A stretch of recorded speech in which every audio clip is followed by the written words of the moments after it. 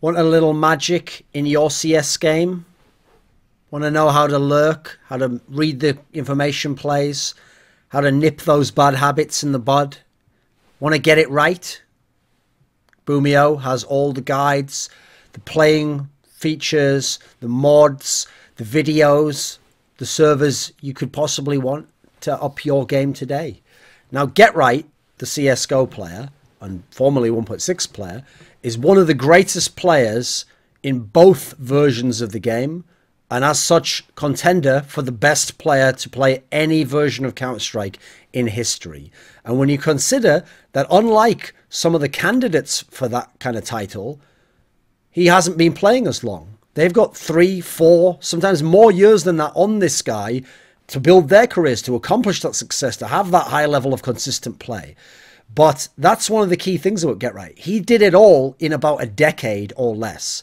So we hop back in time 10 years to when young Get Right was around. The guy with the fresh face, who just looks like any nerd out of a LAN cafe in Sweden that you just dragged out into the suite. And in 2007, Get Right goes to one of the rendezvous LANs, which were big LAN parties, but there was never big pro tournaments there. It was always like sometimes lower level teams, and it was the Swedish semi-pros, and it was the lower level pro players who'd go and mix teams, and that's where you'd get to kind of test your skills against some of the better players on LAN. He went to one of these tournaments, and he played in a team with Threat, who was the in-game leader, and who actually would be an in-game leader for many of the years, but himself wasn't a very famous player at the time. And playing with Threat, he obviously caught Threat's eye, so he got invited to go and join Big Rip. And in Big Rip, he was able to qualify for ESWC. And at the time, just qualifying for ESWC was a big deal. Like, ESWC was one of the majors in 1.6. But remember, because he comes from Sweden, the ESWC qualifier had Ninjas in Pajamas in it. It had SK in it. Now, it didn't have to beat FNATIC. FNATIC was the best team at the time in 2007. But NIP and SK, yeah, the rosters were troubled. They weren't dominant teams at the time. That wasn't the NIP of 2006. They didn't have Zet anymore. They'd obviously lost Roban. That wasn't the SK of 2005 that won the back-to-back titles. Yeah, they had like Spawn and a few other players, but it was a very confused lineup. They were trying out some of the newer players. So these were teams that were vulnerable, and Big Grip took advantage of that. And this was kind of a sign to those teams that they were in trouble. But when they went to the SWC tournament themselves, the Big Grip team bombed out, as you'd expect. First big tournament for a lot of them. First big chance at a major, and they didn't live up to par. And it actually turned out some of those other Swedish teams maybe just weren't as good as they'd hoped they would be. So he got to join up with NIP, and he goes over to NIP. Actually, NIP still had Roban. I've just remembered that. And in NIP, they still had Roban. They had Tentpole, who at the time he'd left Fnatic at the end of the last year. He was still a very skilled player. They had Valle, who was obviously one of the great all-rounders and was still considered like well, he hadn't really been a star in the past team, but he was one of the better fragging in-game leaders. And they had Face, who at the time was a rising talent like Get Right, but he's someone who took a little bit longer to mature and to really find his style, because later on he'd become a master clutcher. But at this time, he and Get Right were just any of a number of Swedish semi-pros who have really good aim and good spray, and you can't really tell them apart until they develop and get into big teams, play a role, and therefore develop their identity, what the boundaries to their game are, and what their specialities are. So the NIP team of this era, unfortunately, did not accomplish much. It wasn't around very long, and NIP closed down soon enough.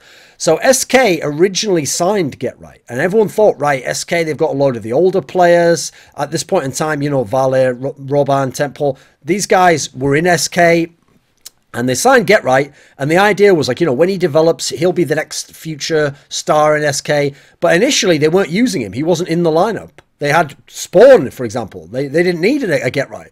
So instead, he was on contract, but he was allowed to go out on loan. And on loan, he went to a team called Meet Your Makers. And this wasn't the Polish team. This is after the Poles had already left. This was actually the era when they had a bunch of the Norwegian players, and they had some of the lesser Swedish talents. So they had Face again in the team, and he was starting to get pretty decent, but hadn't emerged as a potential star-type player. But most notably, they had Real. And Real was the talent of the Norwegian scene. In fact, in terms of prodigies in Counter-Strike, he's up there. He's He's someone where when he was 15, he was able to beat elite players, play incredibly well, be an MVP player. This is a few years on from that. That was like 2006 he did that. Now he's like, 17, 18. In theory, this should have been his prime, but the Norwegian scene had really died away. A lot of the old greats had retired. He was left without really good organization scenario. If this was an MYM Norwegian team, but they'd lost element. Some of his guys he used to rely on. Guys like Oops, they'd long gone. Zion, the lineup wasn't so good right now, so they were trying out to get right. And actually, the team looked a bit dangerous in some online games, in some brief lands they got to play at. They looked like they had real potential. Problem is, because they had some potential, because they could even potentially beat an SK, and I think they even did once, they were a team where SK guys said, you know what, we've got him under contract, come back to SK, and they tried Get Right out in 2008, and they took him to a major. They took him to the IEM 2 finals. This is the first IEM that was like truly an international event. It had like the Koreans from Eastro there, and in the tournament, they only came 4th place. Now, the reason I have to say only is because teams like SK, and especially the talents in SK, Tentpole, Spawn, these guys are used to winning or having a chance to win, and so it was expected at this particular field, at this particular time, this was actually kind of like an uncertainty era of its own. It was a time when all the top teams were in flux. Like FNATIC was somewhat falling off. Mouse Sports was just getting their shit together as a lineup. You had obviously the MTW guys. There might have been anyway still at that time. They had a confused lineup. I think this is just before maybe they'd gotten in Wimp, so they weren't quite elite level yet. Emulated won the last major. It was a time when theory SK should have had a chance to win the title. They only finished 4th. Now, with that said, I do think in hindsight that they actually massively overestimated how poor the results were, because they lost to Eastro on Inferno. And what we actually found in that tournament, Eastro was the Korean team of Solo and Bale, etc. What we actually found was they were just incredible on Inferno, and they would be good on Inferno the whole year and going forwards from there, and they upset many teams on Inferno that tournament. Now, in the lower bracket, because it was a double elim tournament, best of ones, they played against Mouse Sports and only lost 14-16 on Nuke. And Mouse Sports were a good Nuke team and actually won the major and went on to be one of the best teams of the year. Obviously, you couldn't know that at the beginning. And their core of that team was one of the all-time great lineups. So when you look back now, those weren't as bad results as they seemed. And they were a bit hasty, though, because they decided, this didn't work out. Right, out goes Get Right again. Spawn comes back, who was seen to be like retiring or going inactive at that time. Spawn comes back, and Get Right's just back onto the bench again. So eventually, he leaves SK, finds his way out of the team. They don't want him anymore. They don't even keep him on contract, like, we'll see you next year. No, they've decided, like, it didn't work with him. He's too young. All of us are veterans. He hasn't found his style yet. He's up and down on LAN. Like, it's not the time for him. But it's an example of where, this is one of the reasons I have respect for Body in G2 right now, because Body comes into G2 right now and he's not given any kind of star role, any kind of space, any kind of resources. He just put into a role and said perform, and he's not a star player as a result, but he performs, he does well. Now, that's too tough for a player like Get Right. You've got to give him his positions, you've got to give him his spots, and he's a much better player, even relatively in overall, than a Body, but you've got to enable that. Whereas they were expecting to just put him in a team and somehow he's going to earn a spot in the team, and they were giving up older guys who actually were over the hill. They were giving them the priority. So it's almost a flaw from SK at the time in their approach to how they recruited and developed talent, because they didn't really develop talent. They would just wait until someone else proved that talent worked, and then they'd buy that talent, and that's what they do. And they famously held on to some of the big names, but the older names, too long past their time and when they couldn't win. So Get Right goes over and he goes to play with a bunch of people that he's already familiar with. He goes and plays in a team called Blank. And in Blank, he's playing with Face again. And he's playing with a bunch of people who are in the semi-pro scene. So they had Yegan, the English translation for that is Hunter, who was famous actually just for his frag movies and it was always on like the semi-pro level, never truly pro, but people overhyped him because of the frag movies. There was Gox. This is an early appearance of Gox, someone who'd become pivotal later in Get Right's career, who was starting to show some signs of being this aggressive talent. And they had Nico, not the Nico of CSGO, obviously, a Swedish guy, Nikolaus, he used to be called, the short named Nico, who was kind of just like an okay player. He was kind of like an all-round okay player.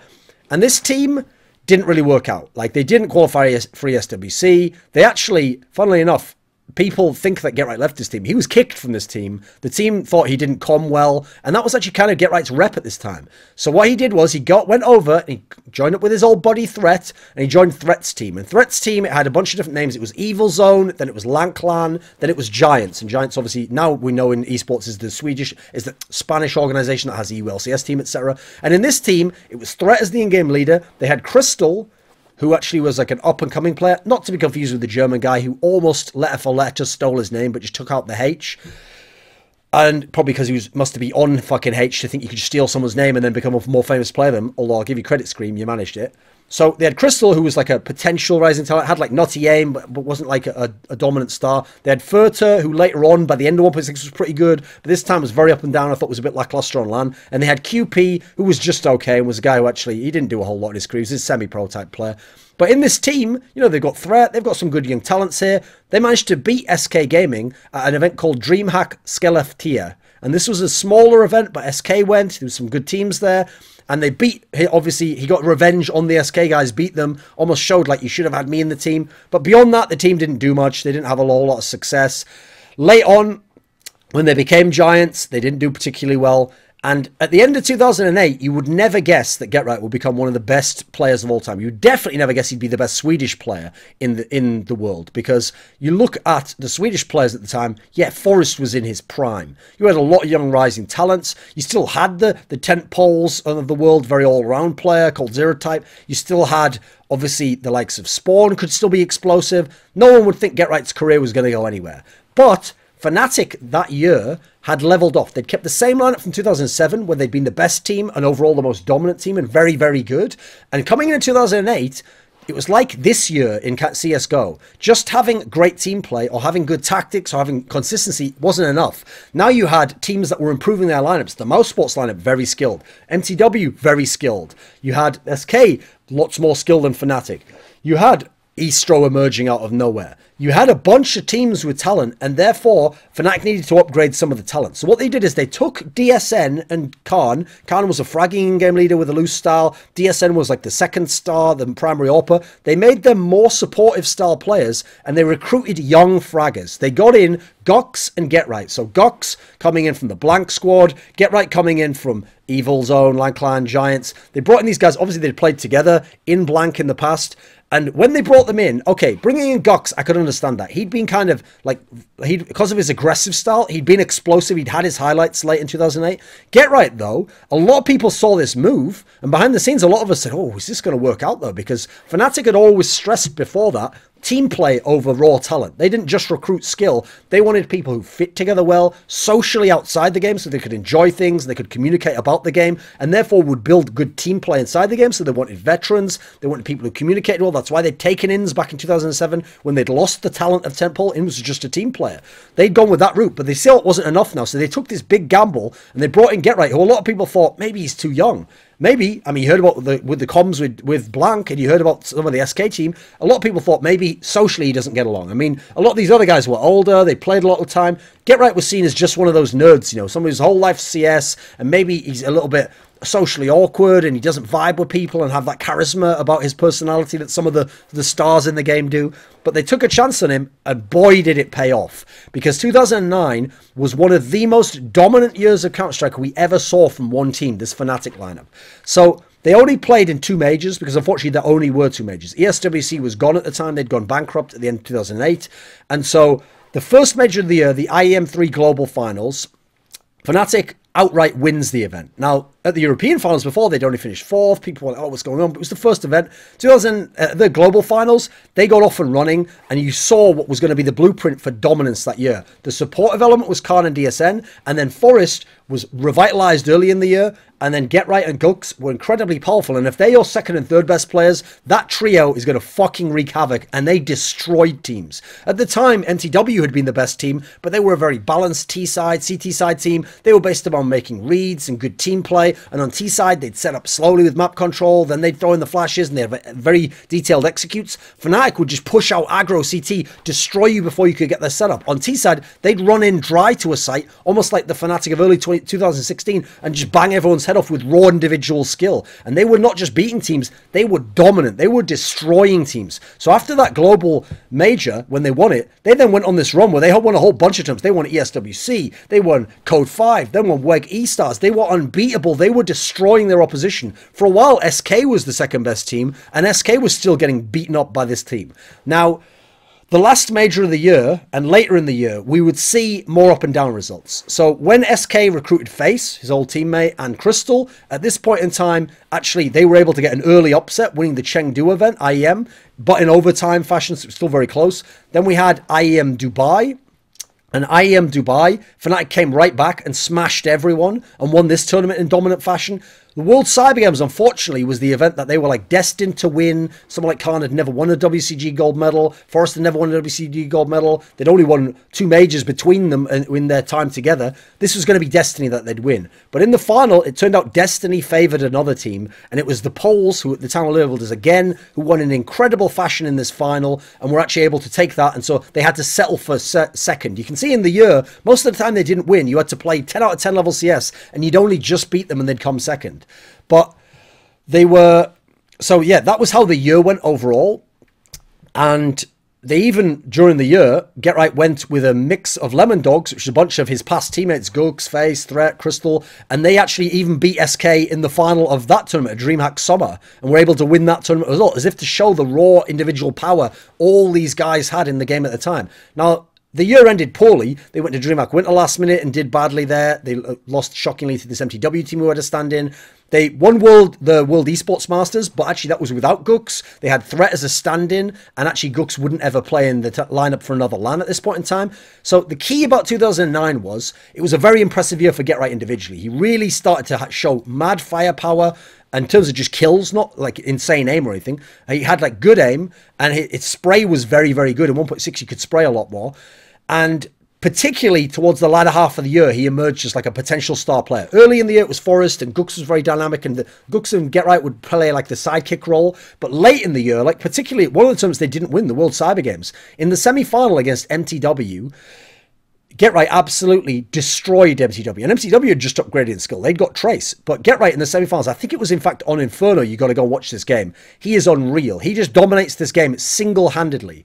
Now, 2010 comes along, and Gooks has been lost. There's a whole internal drama that I don't think has ever been publicly published, the reason why, but let's just say they didn't get along with Gooks. He goes out and actually goes and joins SK, and the guys instead bring in Threat permanently, and so they've got more of a supportive element team as opposed to less firepower. And that puts more pressure on Get Right, because you've got Forrest still, but actually Forrest's a bit more up and down now. Forrest famously in one of his lapses of motivation. So really, it's on Get Right to be the main firepower, the main star, and he lives up to it.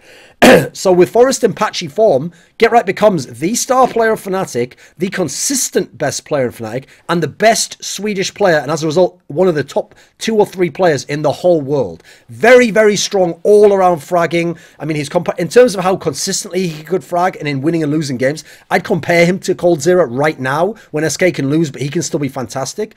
Now, at the majors, they made it to the IEM World Championship final, but they lost that to Na'Vi famously. Na'Vi, obviously, the team that won all the majors this year. They lost to Na'Vi at ESWC in the quarters, and then they didn't attend the World Cyber Games due to a dispute over the fact that World Cyber Games wanted them to go and attend a qualifier for the Nordic region to then qualify, and they didn't want to pay extra money, so they didn't go to the World Cyber Games and missed out on a chance there.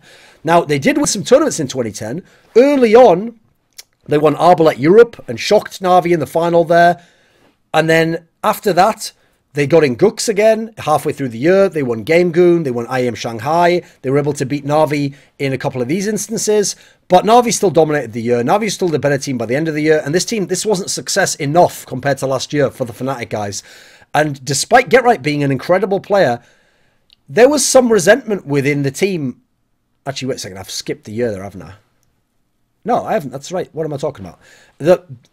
Towards the end of the year, even though they had Gooks back, they thought that was going to be the secret to actually winning overcoming Na'Vi. They thought, right, if we had Gooks in, who'd been very good in SK as a star player in his own right, this will be the lineup. The problem was the team was good, but they still weren't quite good enough. I mean, they got upset a few times in some tournaments, like some Danish tournament they went to, and they got upset there by the full gaming team. And they obviously didn't play WCG, and then they had some bad results at the end, and Na'Vi was the dominant team on top. So there was resentment within the team, believe it or not, about Get Right. The fact that the team wasn't number one, they had to look at someone, they had to pick someone they were possibly going to remove. And I remember FNATIC was used to socially getting along, and they weren't winning, and they weren't getting along. So now people started to look at Get Right, and people like Khan didn't like some of how Get Right played. They thought he was a bit of a beta. They thought that's how he got his numbers. They thought he checked the stats too much. He was too overly worried about it. And sometimes he was putting up good statistical numbers, but was he having the impact? That's the discussion that was going on in the team. And by the end of the year, it came to a crux where Khan wanted to kick Get Right from the team. And when Get Right got word of this, he went to Forest and basically told them like what's going to happen. And even though Forest had been allied, the core of FNATIC was DSN, Khan and Forest since 2006. This is their 4th year playing together. Instead, actually 5th year playing together. Instead, Forest, who at the time, his skills were decaying a little bit. He was still very good, but he wasn't this all-around non-stop carry he was before. GetRight was the best player. Forest decided to align himself with GetRight. So Forest, Gux, and GetRight, as a trio, decided, no, we stand behind GetRight. In fact, we want it the other way. We want DSN kicked out of the team and get a new player in. And then when FNATIC had this meeting where the two sides made their demands, the guys from Forest, GetRight, and that even said, you know what? If Khan's on DSN side, which he was, then fuck it, kick Khan as well. Just get in 2 other players and we'll be the core. And FNATIC decided, FNATIC's owner was very good friends with Khan, to go with Khan and say Khan can rebuild the team. And he let these star players, some of the best players in the world, leave the team. And so what happened was Forest and GetRight went and joined SK, the rivals of FNATIC, at the very end of the year.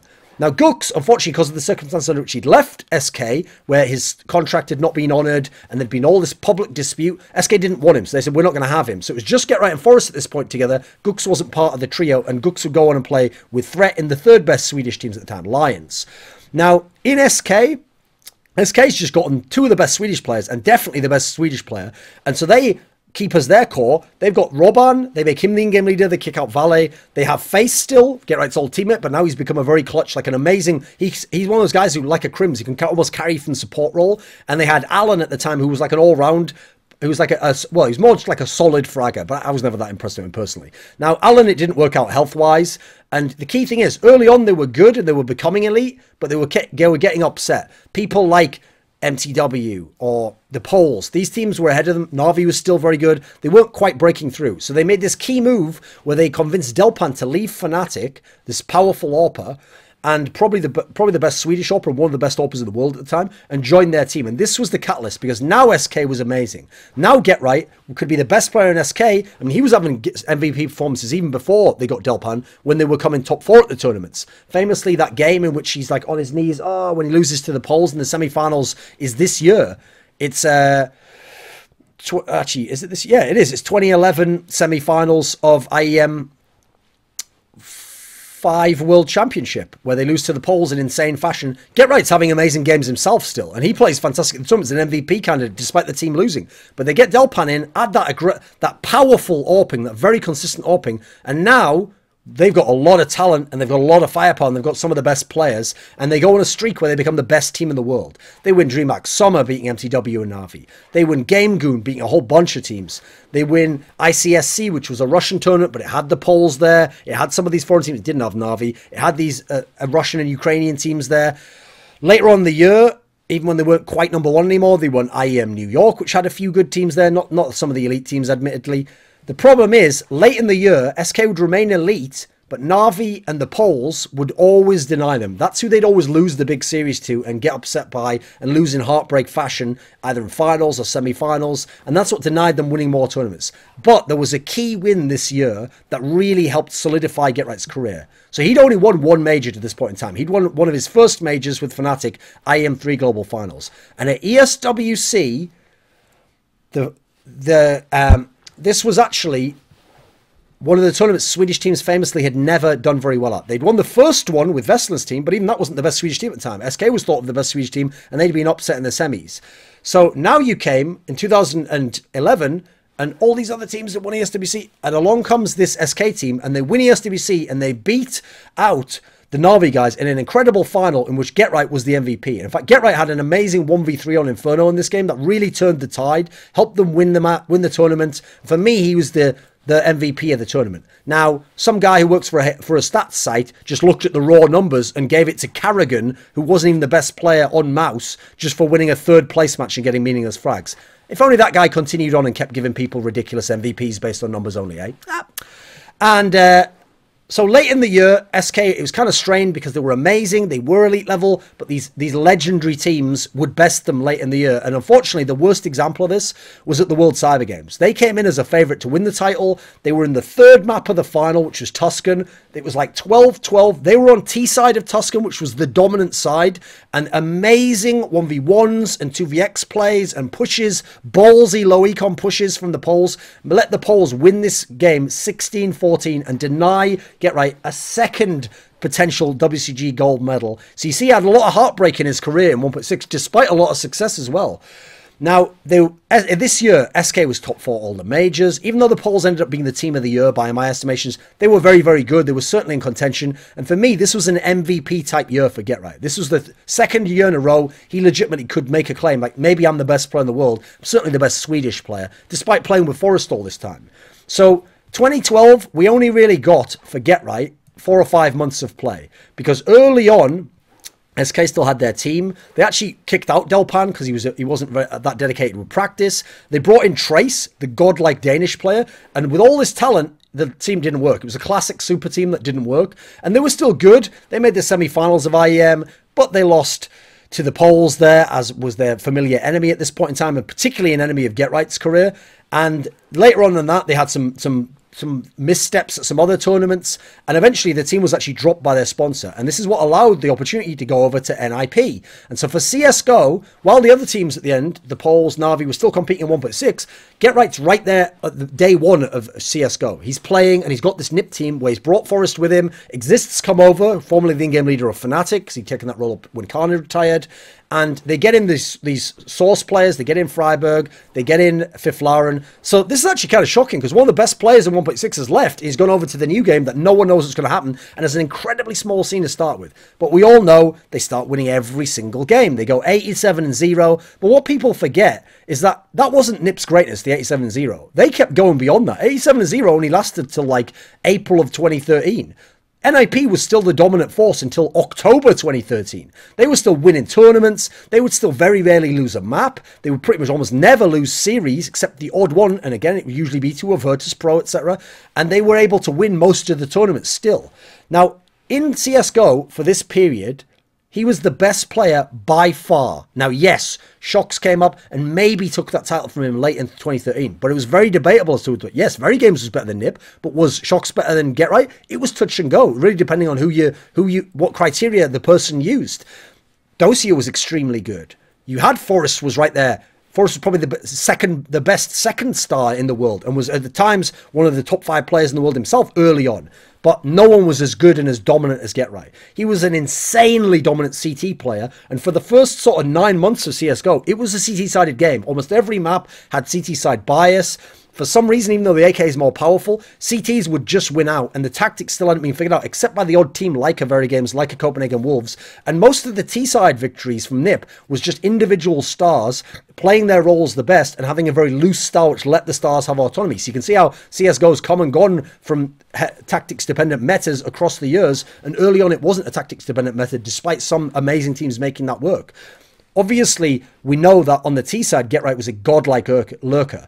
They would play 4-1. They'd put the other team on the other side of the map, Get Right on one side, and somehow he could always hold people off. People couldn't just push and kill him. People couldn't push and get information because of how he'd play his lurk spots. The most famous spot is he would always go on Inferno to the boiler room, and he would just occupy this area. He could push onto the balcony himself to stop you rotating. He could kill you if you peeked him. He could peek out the door at the right time with his team when they did come A. He could hold that early, make sound, and throw you off as to what's going on in the banana. It was so tough. A map like Inferno is really information heavy on the CT side, and Get Right stopped you doing that by how he played as a T, and then he was incredible with his AK. So one of the famous patterns of this time was enemies literally felt like Get Right was always behind them, because he could always get a flank off and he could always surprise them. Despite the fact you know when the team's attacking you, in theory, he's probably going to be coming another angle. But his timing and his sense for when to do it was unbelievable. He had this crazy spider sense to tell him when you could go somewhere and when you couldn't. He had, in terms of skills, he had godlike spray. One of the things people criticize CSGO heavily for in the first 6 to 9 months is that the spray wasn't like 1.6 spray where it was consistent in the middle. And so not that many pro players were good at spraying. A lot of them were just burst players or first bullet accuracy players. That's why Forrest was very good. Get Right was full auto spraying from the beginning, and he was already incredibly good. He sprayed almost like it was 1.6, and so his spray was so much better than everyone else's, and at all ranges. There's a famous clip on DOS 2 where he does this nutty long bullet, long spray with I think it's with a silenced Colt, and it's absolutely outrageous. Like all the bullets just stay in the middle and kill the guy like in ridiculous fashion. Like you wouldn't even usually be that accurate in 1.6 with a silenced Colt. So unbelievable. He also, as an off weapon, could pick up the auto sniper. He particularly did it on CT side of Train. I mean, Western Wolves know all about that in the Copenhagen Games 2013 final, and he could just wreck people with that weapon because he could then go long range as opposed to having close range with a rifle. Now, in late 2013 and through to 2014, NIP was still battling to be number one. They were elite, and Get Right was still an elite player. Even in 2014, it was a lot more up in the air who the best player was. Shox obviously left Titan early on. He was right there still contending. He was still an MVP candidate, and NIP was still very good. And as if to point out that even when NIP wasn't number one, Get Right was still very good. For me, at the first major, DreamHack winner 2013, where his team lost in the third map of the final, I actually picked Get Right as my MVP of the tournament. Because even though in the final, he didn't have an amazing third map, he was the best overall for the whole tournament for my money and played the better opposition and had the bigger games to get them there. So I had him as the MVP even at that tournament, which was Shox's prime and very games of the prime, and FNATIC obviously won the tournament. And we saw the emergence of Flusher, etc. Now, NIP was still number one up to spring to early summer of 2014. They obviously won DreamHack Summer. They were able to win Copenhagen Games and get revenge for losing the major, Katowice to the Poles. But then we started to see the fall of NIP, and they really fell apart in the fall, even though they had that miracle run at Cologne, where Get Right actually pulled out classic Get Right and was able to be the MVP of that tournament, even though he'd been falling with NIP at the time. But by the end of the year, Get Right's game really started to struggle. And when they lost Fiflar and they brought in Makalele and they went to DreamHack winner 2014, the third major of the year, the fourth major overall in CS history, the last major of 2014, yes, the team made the final. Yes, the team was around from winning the final and winning another major and back-to-back majors. But unfortunately, Get Right played quite poorly in this major, actually. He didn't have his usual level of impact. Makalele had been an explosive player. Forrest had had a resurgence of form. Freiburg was still pretty good at that point in time. Unfortunately, Get Right kind of went a bit missing in this one. And I feel like that's one he actually regrets in his career. He kind of knows that his level had dropped off at that point in time. So you come through to 2015. Early on, they have Makalele, and they're explosive, very dangerous team, still a top team. Then they get Alu, a bit more stable. Now they're an elite team, at least early on. They make the final. They're close to winning the Katowice final against FNATIC, but they don't in close fashion. And this was a very rough year for both NIP and Get Right. Like, he was still a good player, but it was a lot more up and down. A lot more people had figured out how to play his playing style. He hadn't been able to adapt as much. There were a lot more good players and a lot more good teams coming along year to year to year, obviously. And 2015, we're getting more of them coming along. This was a year where there were no big titles. Yes, they won Assembly Winter, but it wasn't a huge Tier 1 tournament. There were no big titles. There were finals. There were top fours. But the problem is, by the time the autumn came, NIP really fell off. This is when they didn't even make it past the quarterfinals of the major in Cologne. This is when, famously, I made that hair bet that they wouldn't make the final. This is where they started to just outright get beaten by lesser teams. They could lose to any of the top four teams on any day and seemingly always did. They got 3-0'd in a final by the Envious guys. Envious was always their nemesis that whole year around the summer. Gfinity Spring Masters 2.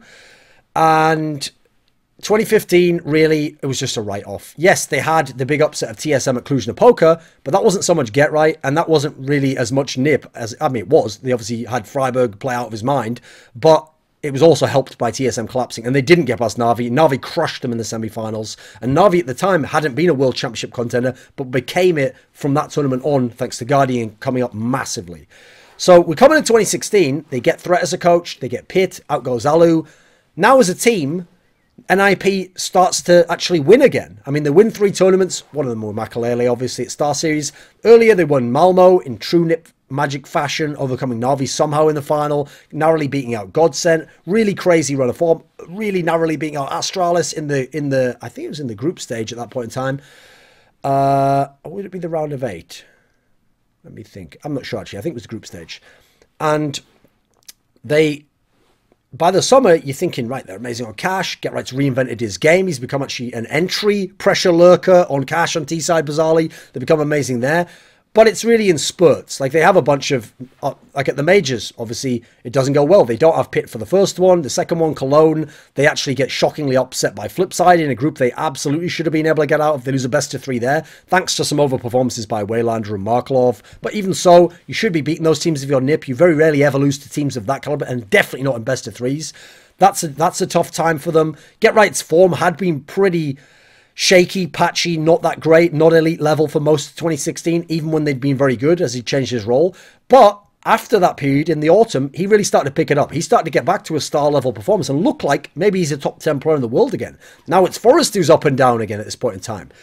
Towards the end of the year, yes, Nips wins IEM Oakland. They win it in incredible fashion. Forrest is an MVP. Get Right's like okay at the time, but that was some Nip magic shit. And you saw after that they really fell off. They didn't qualify for the major. Obviously, they were poor coming into 2017. And you have to say the end of the year was harsh, despite winning Oakland.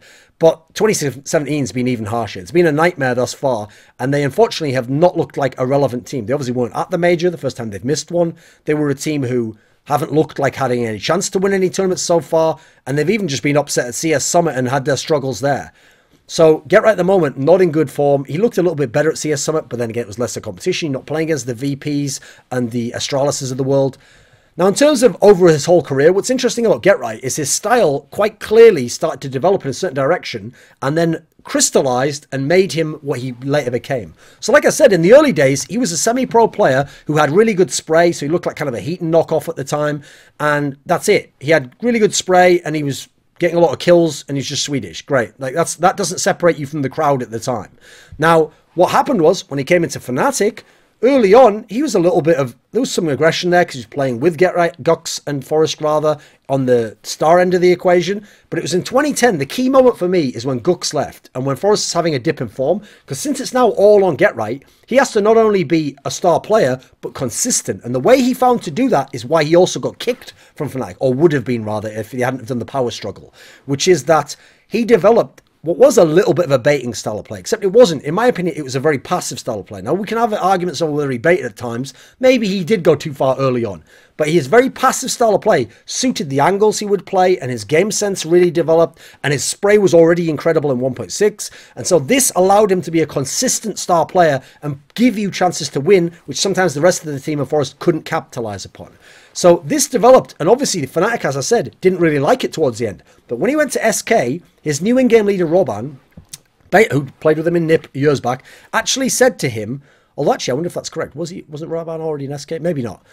Roban said to him, I actually want you to be the most hated player. You're going to be the guy who lurks all the time. You're going to be the pain in people's arse. You're going to be the lurker who pops out the last minute. You're going to be holding a spot so they can't push forward. People are going to hate you and despise you. And Get Right accepted that and really emphasized that style of play even more. And as a result, that's where the God Lurker kind of became born. And he obviously carried that into CSGO. Now, in terms of strengths and skills, the key thing with Get Right is his spray was very good, and his kind of sense for when to take fights was good. He had very good game sense, and obviously could win clutches, even though he wasn't like a godlike clutcher in CS 1.6. But his aim wasn't that nutty, actually. I think someone like Forrest had a much better aim than him. I think someone like Face had better aim than him. I think players like, I mean, you go through the names, Neo, etc. I think these players all had better aim than him. It's just that Trace, obviously, it's just that Get Right had a very polished style to his spraying and really knew when to use that technique and when to get the most out of it. And at dedication, no one in the world could beat Get Right. In fact, in the history of all versions of Counter-Strike, I think the only person who could maybe come close to him is probably Neo, because I know Neo was very dedicated. But I think Get Right even went above and beyond that, because he wouldn't just play with his team. He would practice individually to oblivion. He would DM years and years before people had streams all the time by himself. He would practice in 10-mans by himself. He would play gathers. He would play aim map with people. He would just practice all the time. And he really is the guy who had that mindset where if they won, I got to practice to keep my skills sharp. If I lost, my skills aren't sharp enough. I got to practice more. He would win a tournament, go home and practice a whole load and get his DM in and feel like he had to get his hours in. He's a very dedicated player. And when you consider that Forrest has been the polar opposite and at times has been a lazy guy, I think that helped offset it. Because if you put Forrest with another potentially lazy guy, you could have periods of disaster in 1.6, whereas he didn't have them thanks to Get Right. He kept you stable. And for me, was the better player over the last few years over Forrest, actually. One of the all-time great players. Now, in one of the other aspects of his dedication was studying opponents, watching demos. He was never a super cerebral guy in terms of being able to articulate it or write the X's and O's of a tactic. In fact, famously, he made fun of Ave for being too in-depth and nerdy with his kind of anti-strat style. I mean, jokingly made fun of him. But Get Right was more someone where he studied to build into his individual game, to refine his game sense by having more patterns in the computer, as it were. And that's one of the areas that helped him become this amazing lurker, especially when he became the CSGO. But a key detail is, even in CSGO, people don't know this. Get Right's illness has been more of an issue recently, but it was an issue back in 2013. Nip was winning tournaments when Get Right had this terrible illness that would make him feel sick and ill and in pain during games, and he could still be the MVP and be the best player in the world and win tournaments with that illness.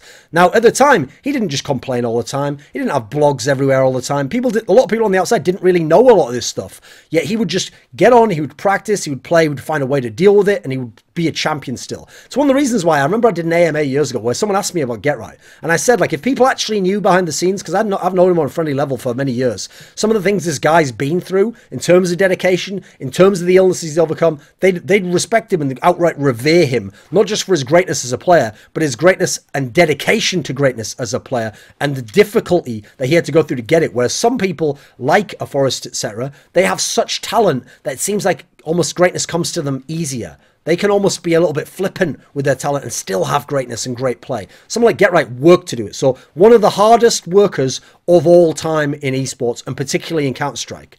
Now, his legacy, this is what's interesting, because he has a very unique legacy, is that, first of all, he dominated from an unusual position and style of play. A lot of the dominant players in 1.6 were the aggressive players, or were the AWPers, or were the star rifler who had the crazy aim, and were on the best teams their whole career, and had many years to play. Get Right didn't have a lot of these factors. He was dominating from this almost like supportive lurking style, off on the other side of the map, playing certain spots on sites where you don't expect people to get so many kills, but an amazing style player. And obviously in CSGO, absolutely dominated from the lurking position and made himself the best player in the world. He's one of the most dedicated of all time. That adds to his legacy. He maximized his skill, any talent he had, all of his efforts, and really got 100% out of his career thus far. He's someone where I think he could have been the greatest 1.6 player if there'd been 5 more years. Because the way he was going and the consistency and the way his teams were always at the top, he could have survived Neo and Forrest falling off or something, or Markov actually hadn't won in a while. He had the chance to one day at least go for the crown, as it were, that I have as Neo having, and Forrest, Neo, and Potty being the contenders. He just didn't have enough years. He ran out of time, and he'd had a very consistent 3 to 4 years at the end there. He's also a contender for best CSGO player of all time. I know people are going to think, but it was only 2012. No, it was 2012. It was 2013. It was most of 2014. He got some months back in 2016. This guy has had an incredible longevity, was very good early on. And when again, people will be like, 2012, who was playing then? Did you just hear me say it went to 2014? So he was playing through the era of Western Wolves, through Virtus Pro, the Russian one. He's playing through Astana Dragons, through the Very Games dominant team, through Virtus Pro, the Polish team coming up. He's playing through Na'Vi starting to get good with Guardian. He's playing through all these times. And he still remained an elite player as you added in better players, as you added in better teams, as you gave them chance to practice, as you gave them chances to study him. Still one of the best CSGO players ever. So he's a contender for best CSGO player of all time. I could even make my own special case he was. Personally, I'd probably choose Olofmeister at the moment, or Shocks. But you could make your own case with different criteria. And because he's a contender for best CSGO player of all time, and a contender for best 1.6 player of all time, the only player who truly fits in those two categories, he is a contender for best Counter-Strike player of all time, including all versions. And you could even make your own case with this kind of criteria that he was the greatest. I actually don't know whether I'd plump for that. I still feel like Neo did do it a long, long time. I think it's close between Neo and Get Right for best overall Counter-Strike player of all time. And Get Right has some factors certainly going in his favour. So who is Get Right? Like I said, contender for best Counter-Strike player to ever play any of these games. Hi, this is Get Right and you're watching Thorin's YouTube channel.